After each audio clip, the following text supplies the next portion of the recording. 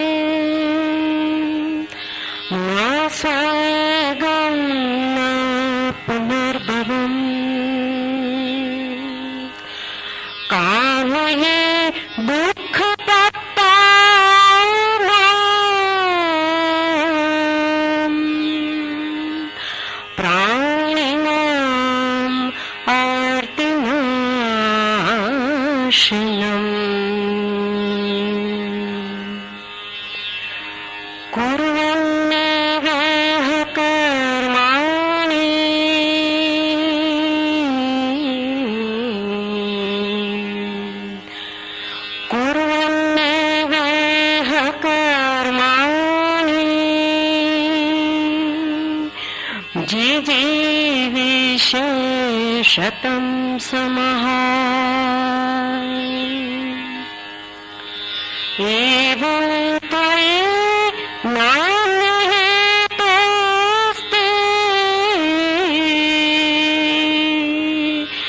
एवं त्वयि नान्यहेतोऽस्ति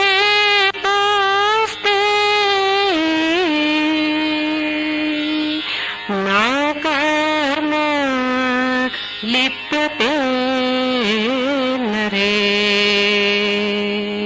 न कर्म लिप्यते नरे हरि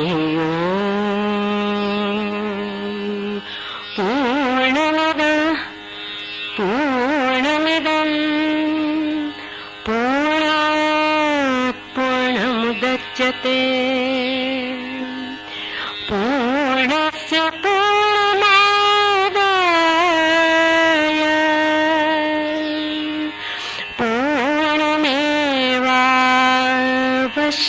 पूर्णमेवावशिष्यते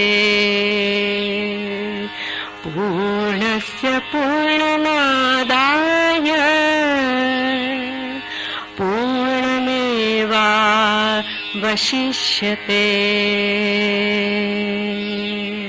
हरिः ओम् शान्तिः शान्तिः शान्तिः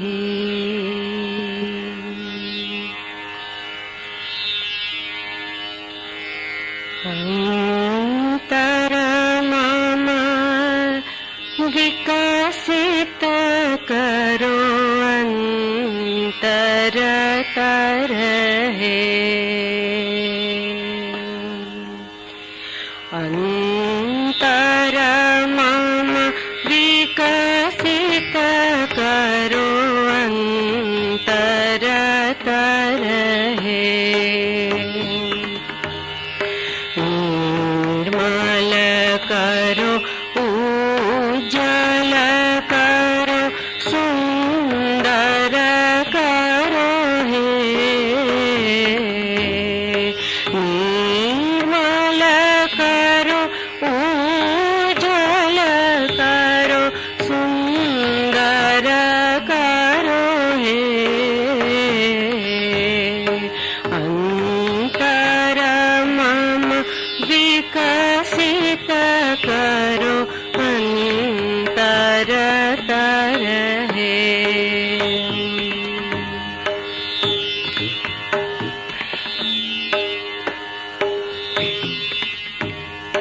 जागृत करो उद्यत करो जागृत करो उद्यत करो निर्भय करो हे।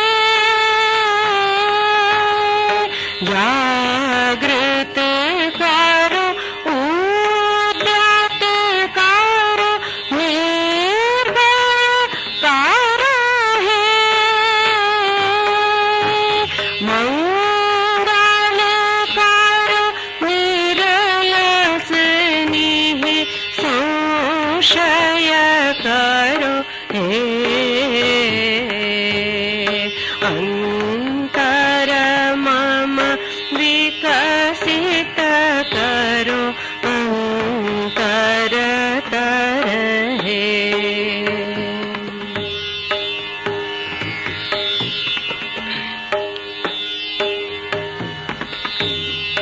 युक्त करो हे सबार संग मुक्त करो हे बंद।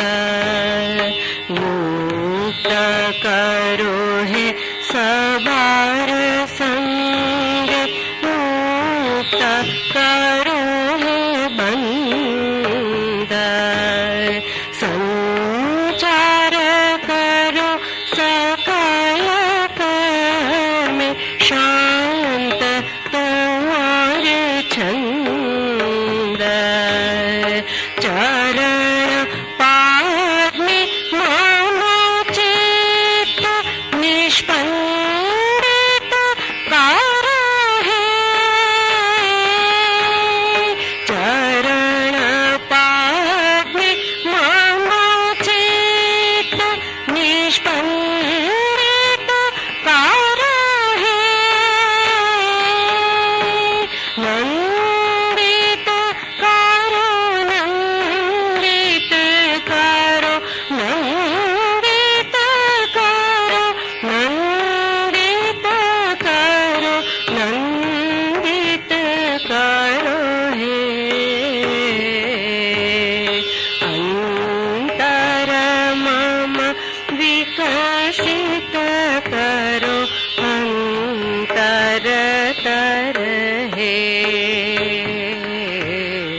अंतर रहे। अंतर रहे।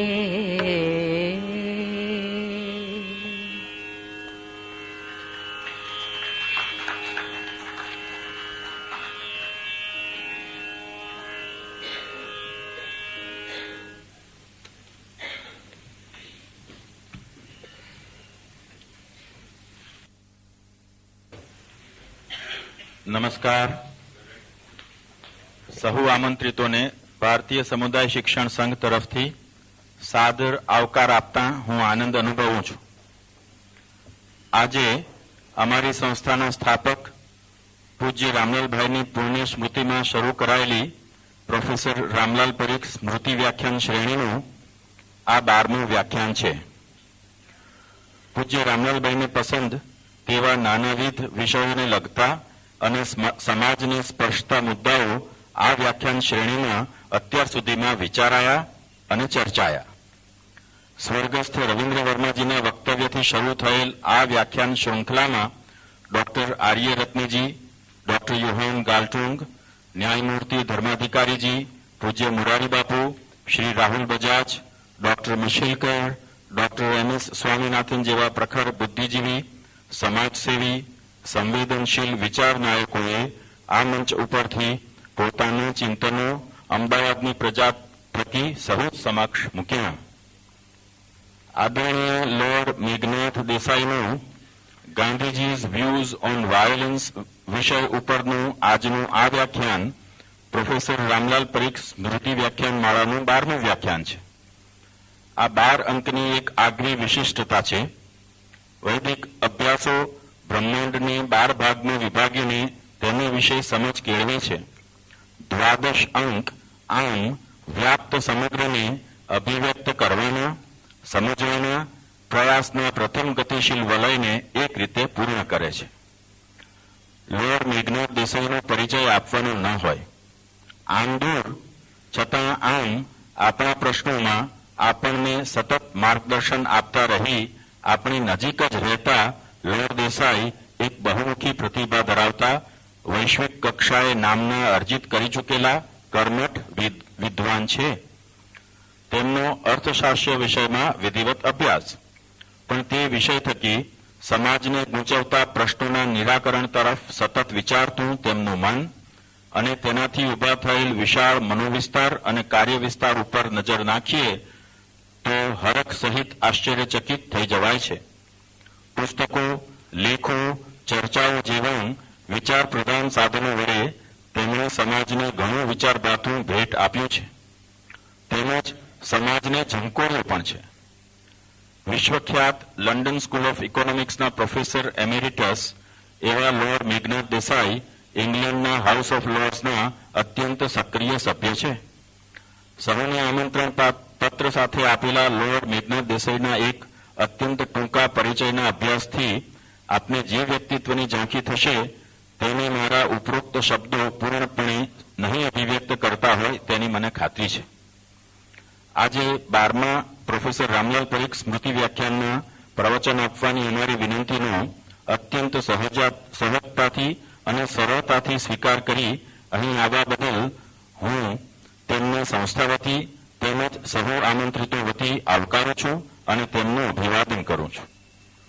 આદરણીય મુરબ્બી શ્રી સનતભાઈ મહેતા એ ભારતીય સમુદાય શિક્ષણ સંઘના પરિવાર વડીલ જેવા છે. ગુજરાતના આર્થિક સામાજિક પ્રશ્નો, તેના મૂળભૂત નિરાકરણો, સમાવિષ્ટ સમાજની રચના માટેના તેમના તૃણમૂળ સ્તરેથી ઉચ્ચ રાજકીય સ્તર સુધીના સન્નિષ્ઠ અને પરિણામજનક પ્રયત્નોથી આ સુજ્ઞ સભા સુપેરે સભાન છે. મુરબ્બી સનતભાઈએ આજના આ પ્રવચન પ્રસંગના પ્રમુખ થવાનું સ્વીકાર્યું તે અમારે માટે આનંદનો વિષય છે. મુરબ્બી સનતભાઈનો પણ હું સંસ્થા વતી સાદર આવકાર કરું છું. હવે હું અમારી સંસ્થાના અધ્યક્ષ મુરબ્બી પીજી વિવેકિયાને મહેમાનોનું સ્વાગત કરવા તેમજ સ્વાગત પ્રવચન કરવા વિનંતી કરીશ.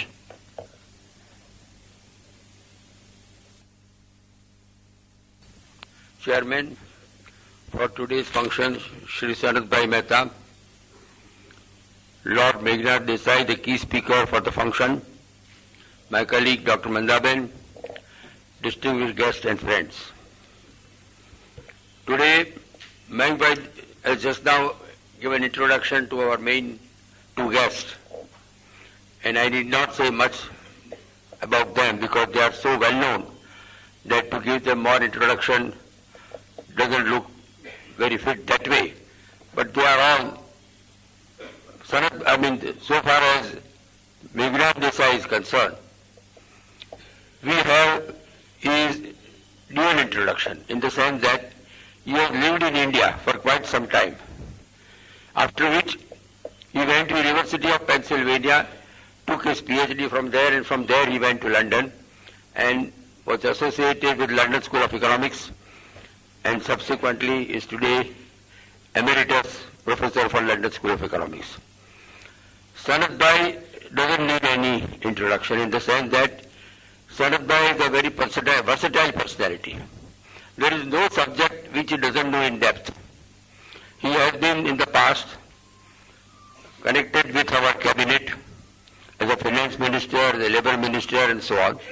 Apart from that, his activities are so far-fetched. Even today, at the age of 87, he is traveling nearly 250 kilometers per day and is active in all his thinking and presentation of his ideas. So we are very fortunate of having these two guests. I may say one point that as Meghnad has stated, this is the 12th year of celebration of Professor Ramlal Parikh death anniversary. Ramlal Bhai's whole life has gone in living Gandhian ideals. All along he has lived with these ideals, and he was not a preacher, but he was a real follower who followed Gandhiji in all points, from all points of view. We have been fortunate that so far as these lectures are concerned, all along we have got speakers who have spoken on Gandhiji's ideas. As for example, last time when we had Dr. Mashankar, he mentioned the subject name is very peculiar in the sense that one has to understand the meaning of the whole thing. He said about more from less for more. It's a wonderful idea. So far as in Gujarati we will say, karma to mana. The wonderful idea which he propagated before us about a year back as to how the development can take place from very small thing, how you can develop it and do it for more, there should be more beneficiaries for the development. Development is not really speaking for only a certain sector or certain individuals or certain organizations. It's an overall development for all. On that point, he really went on various aspects. We are also Rahul Bajaj who talked on government, business and society. This was also a subject connected with the life and work of Mahatma Gandhi. We had Morari Bapu who talked on Ekadash Vrata. When we talk of Ekadash Vrata, I remember we know all the poem of Narsi Mehtaji, Vaishnava Jana, which really describes the Ekadash Vrata in principle. So all along we have been talking about Mahatma Gandhi in all our lectures and whatever program we keep on this specific day. Today we have Meghnadji, and he has selected a wonderful subject, Gandhiji's views on violence. We know his views, but anyway, he is going to elaborate because he has lived in UK for many years, so he knows what the views of Gandhis are prevailing in that country, how they are interpreting. This is one of the very wonderful things which we are going to know from him, and I think we are very lucky, we are very fortunate that he is today in our midst and he will be in a position to tell us more about it. Thank you very much. હવે હું આદરણીય દિવેટિયા સાહેબને વિનંતી કરીશ કે સંસ્થા વતી lord Meghnad દેસાઈનું સ્વાગત કરે. દિવેટિયા સાહેબ.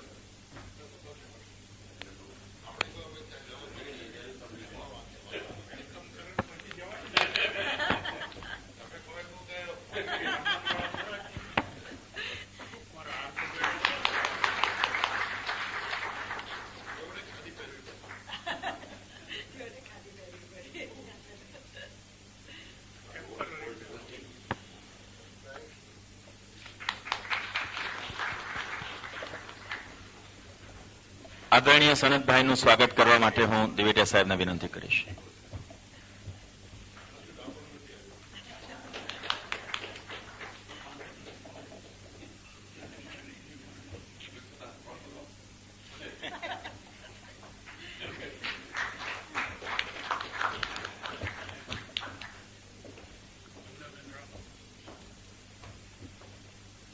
આભાર દિવેટિયા સાહેબ. હવે હું લોર્ડ મેઘનાદ દેસાઈને વિનંતી કરીશ કે મેમોરિયલ લેક્ચર આપે.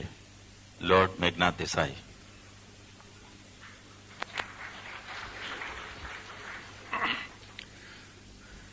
Chairman Sanatbhai, Mr. Devetia, Mandaben, First of all, thank you very much for giving me the honor of coming and giving the 12th Ramdas Parikh lecture, memorial lecture here.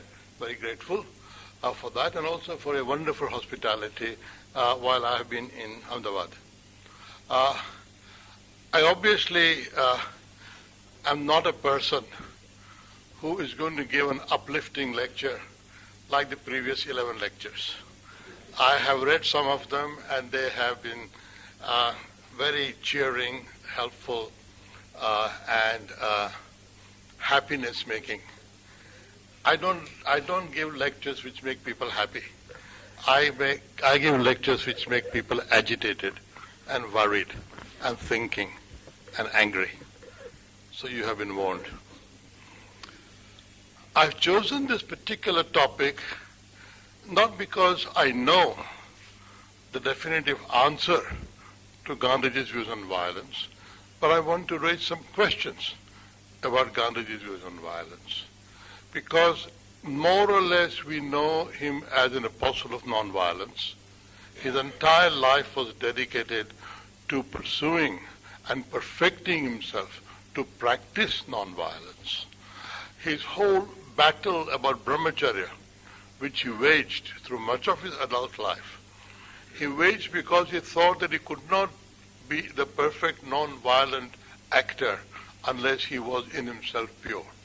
And indeed, Sudhir Kakar, who has written written many brilliant things, but in his essay on Gandhiji and women, he says that if you actually read Gandhiji's discussion about his struggle with himself in establishing brahmacharya, all the terminology is about battles and wars and weapons. He is fighting an enemy all the time, and the enemy is very clever and subtle, and he's very paradoxical. He's a very non-violent person. When he talks about one problem which is most difficult for him, the terminology is okay. So he clearly felt that struggle as very intense struggle.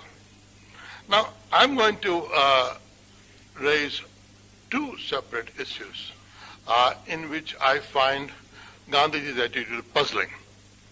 And therefore, I'm going to, as it were, take you into confidence, and perhaps you being Ahmedabadis and therefore Gandhians by definition, or at least by location, you may be able to help me. First is paradoxically Gandhiji's endorsement of the Bhagavad Gita. Now, most people read Bhagavad Gita fairly uncritically, and I know, they think it's God's word, and therefore, who are we to question it? But I had, from my childhood onwards, been very troubled by the Bhagavad Gita. Not that I had read it, but very troubled by the message. At the end of the Bhagavad Gita, the outcome is that Arjuna is to go out and kill everybody in sight. The Mahabharata war, if we take it literally, was as similar to a Holocaust as you could imagine in any age. Actually, Kosambi, Damodar Dharmanand Kosambi, who was a great man, one of my heroes, he has said that if you actually count up all the Akshavinis on either side, 11 armies of Duryodhana, 7 armies of Yudhishthir, and all the horses and all that, he said 5 million people may have died. He said, of course, this is not plausible because India did not have sufficient population nor an economy to sustain that many people in battle.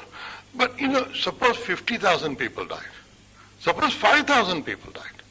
That's a lot of people dying. At the beginning, Arjuna raises a perfectly legitimate question. Why do I want to kill? The consequences of killing, he says, are horrible. Kulanyash, destroy my lineage.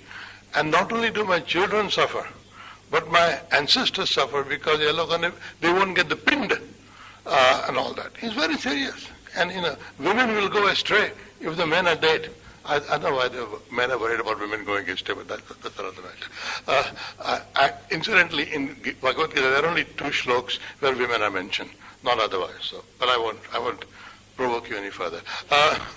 Now, so Arjuna is very conscious of the consequences of his action. And the consequences of action are predictably grave. Now the answer that Krishna gives, it's well known. I mean, I have the view that by about the 30th shloka of the second adhyaya, the action is more or less over. I mean, the core of Gita, should Arjuna fight or not, is settled by then. The rest of it is lectures on philosophy, which are neither here nor there. I mean, whether Arjuna listened to them or not, I don't want to get into that. Now, Krishna's answer are of two sorts.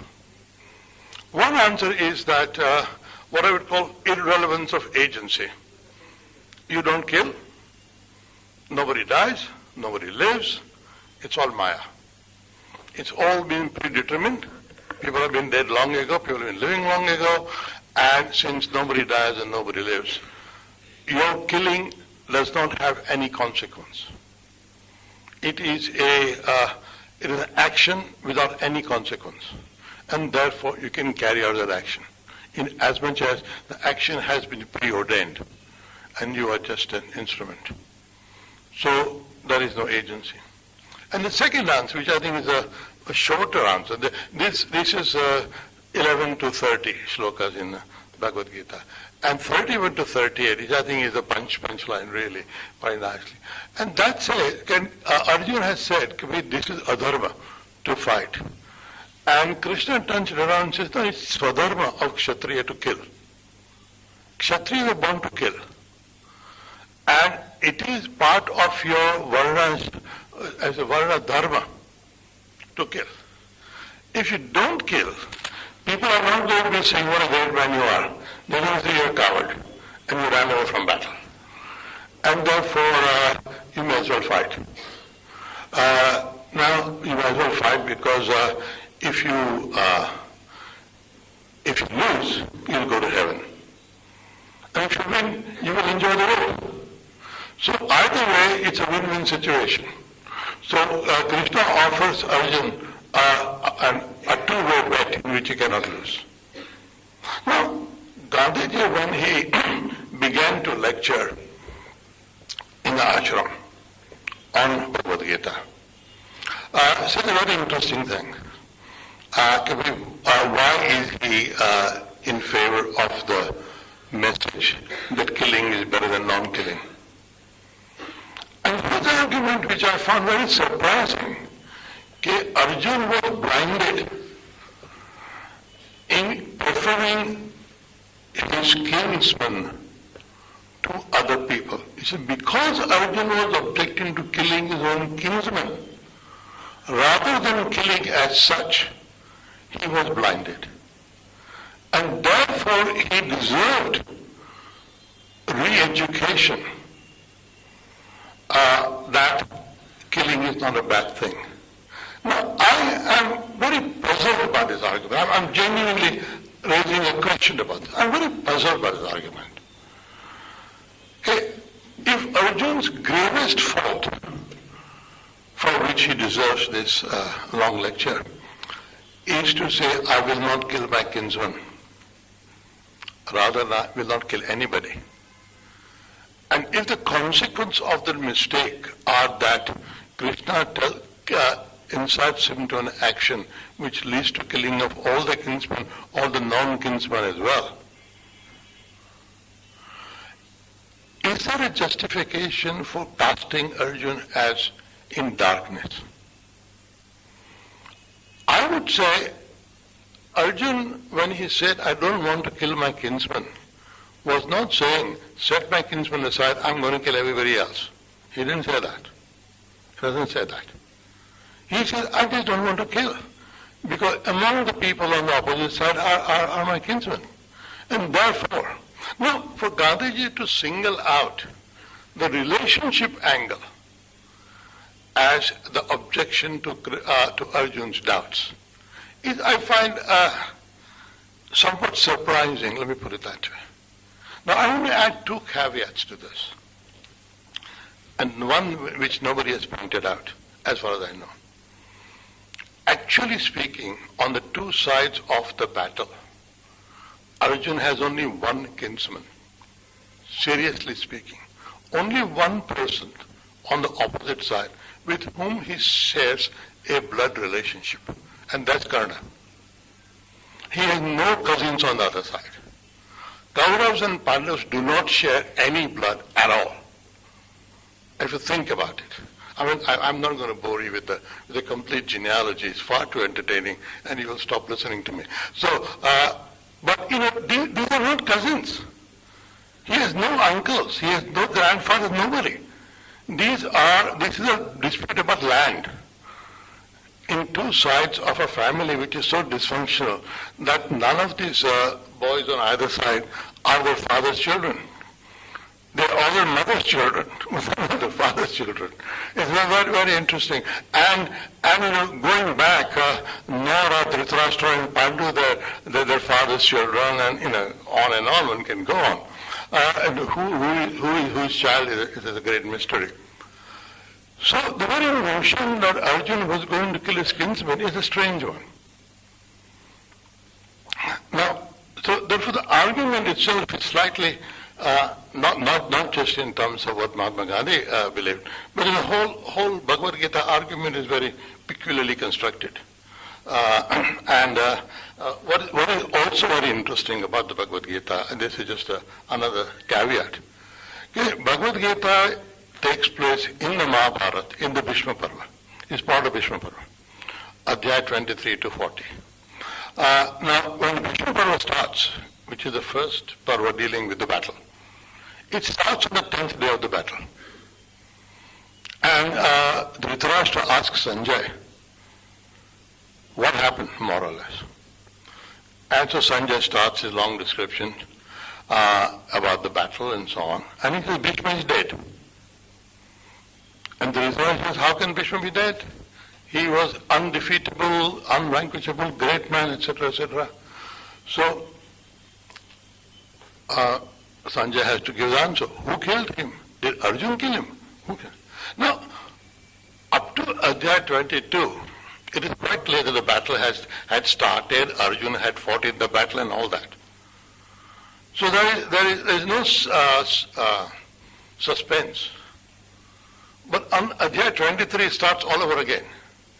Dharma Kshetri, Kurukshetri, Kamajavita. And the word Dharma Kshetra is only used once, and it's in that particular. So it's a very artificial construction itself. Okay, the question of Arjuna's not fighting is raised after we know Arjuna has already fought. So at the end of whatever the argument is, Arjuna is going to fight. And another very peculiar thing happens, or two peculiar things happen, which of course Gandhiji doesn't mention, that after the Bhagavad Gita section finishes, 41 onwards, Yudhishthir leaves his chariot and walks across to the Kaurava army. And the Pandavas are alarmed, his brothers are alarmed. He's going to surrender. And so Krishna says to him, no, Yudhishthir is following what he has to do.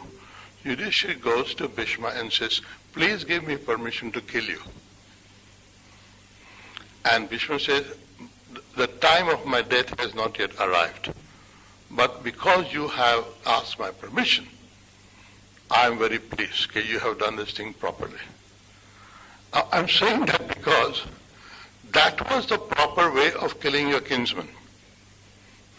If you are going to kill your kinsman, you went and asked for permission. Because if you're a Kshatriya dharma to kill your kinsman, you have to kill your kinsman.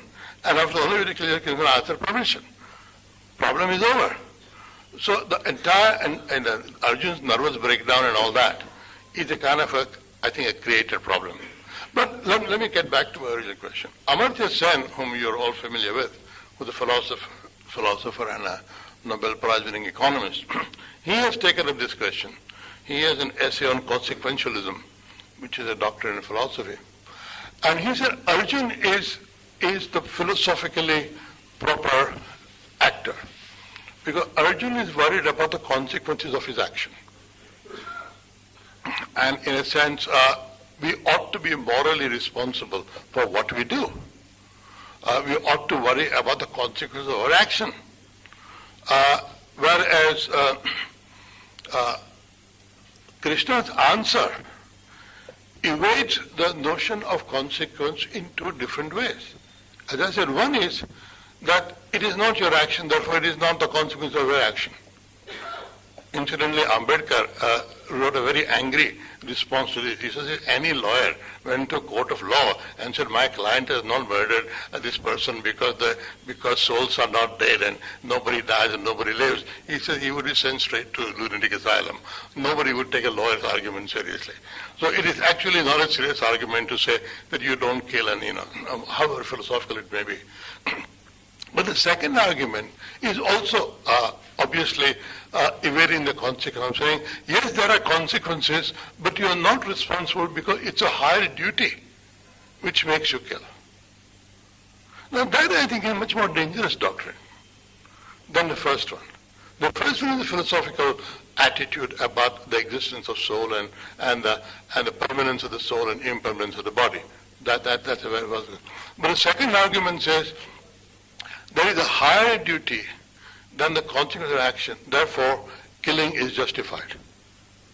Now, it's not that Gandhiji uses that argument, but his overall defense of Arjun's, as it were, his overall, as it were, attack on Arjun's reluctance to kill is about singling out his kinsmen but not others, which I don't think is actually at issue, because had Arjun more time, he would have said, I don't want to kill anybody else either. That was, I think, by implication. If I don't want to kill the head of an army, I don't want to kill the rest of the army either. But the argument that killing doesn't matter because your higher duty is to kill is, I think, a fairly dangerous doctrine. Because in a sense, that's exactly how in the Second World War, the second Holocaust was caused. Because the whole idea in the second Holocaust was, and this happened in the Nuremberg trial, everybody said, I followed orders. Orders came from above. And I followed orders. Fact that I didn't actually kill. I wasn't responsible for killing. I was following orders. Now see, that is the second part of my puzzle about Gandhiji.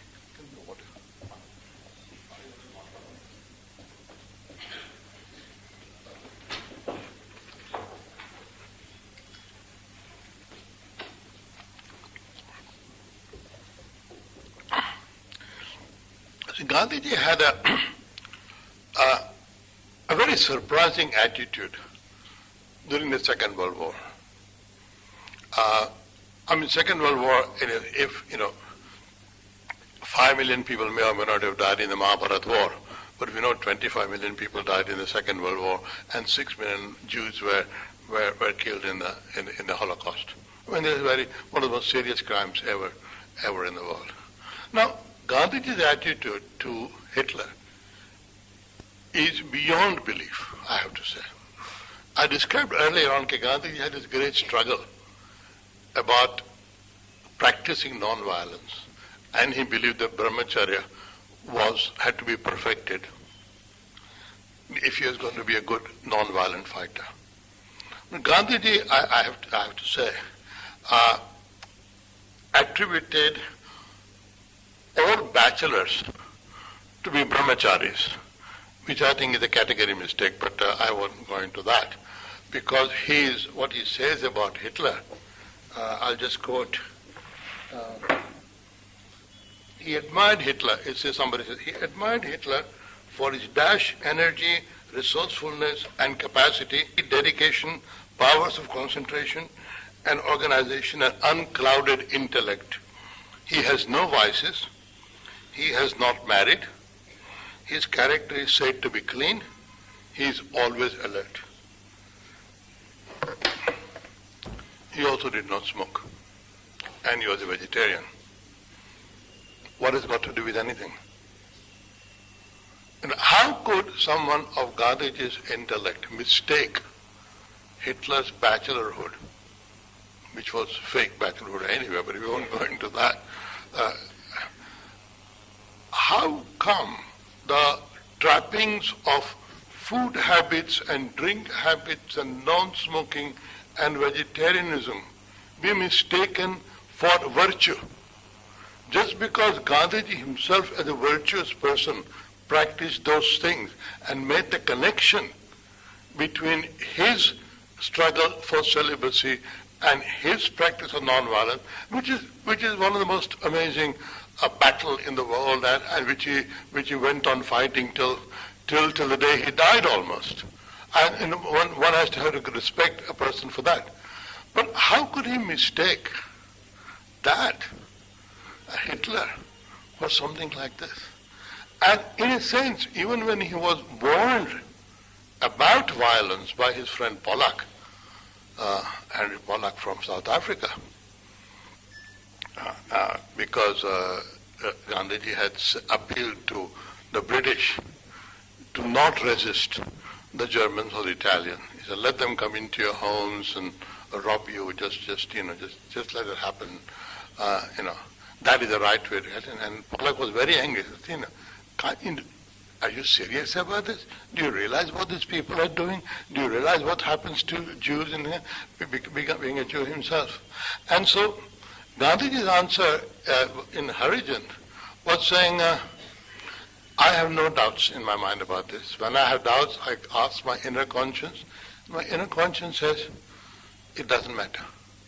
Partly because he was more concerned about the British not leaving India than anything else. But also, he says, well, Nazism is like all other isms. It'll go away one day. No, I'm puzzled by this. I just want to, I'm not blaming, I'm just puzzled by this. How can somebody who's an apostle of nonviolence, as a contemporary of one of the most serious episodes of violence, not quite condone it, but certainly not condemn it? And of course, during the First World War, Gandhiji was active in recruiting soldiers. As you know, he got the Kazarian medal for that. So in a sense, he had an ambivalent attitude about when the higher orders have decided to fight a war and recruit soldiers, he recruited. So I think if it is the case that violence can be justified if somebody else tells me to be violent, then there is no doctrine of nonviolence. Because ultimately I can always say, I didn't kill. Nobody is violent if they're following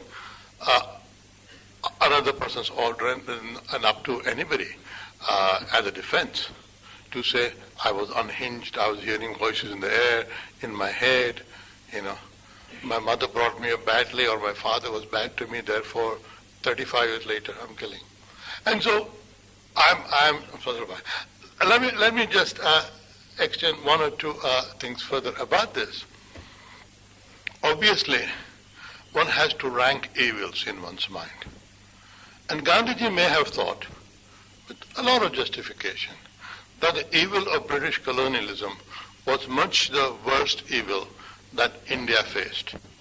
And therefore whatever Germany did or did not do was irrelevant as far as India was concerned. And therefore the fact that Hitler was killing people and likely to kill more people was not an issue.